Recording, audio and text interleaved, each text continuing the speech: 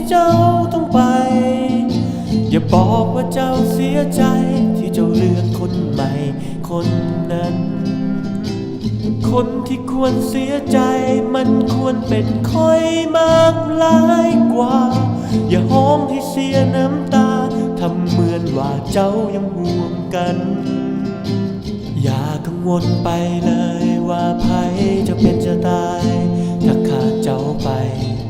ตอนบ่มีเจ้าคอยก็ยังอยู่ได้วันนี้ที่ขาดเจ้าไปคอยคงบ่ตาย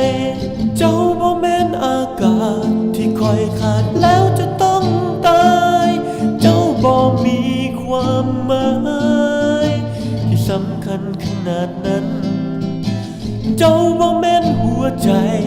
อย่าได้เห็นตัวเองสำคัญถึงแม้เจ้าจะทิ้งกัน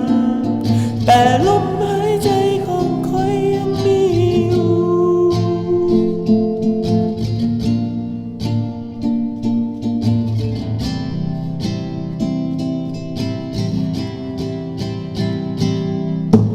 เจ้าบ่แม่นอากาศที่คอยขาดแล้วจะต้องตายเจ้าบ่มีความหมา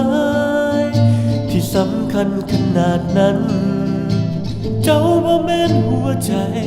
อย่าได้เห็น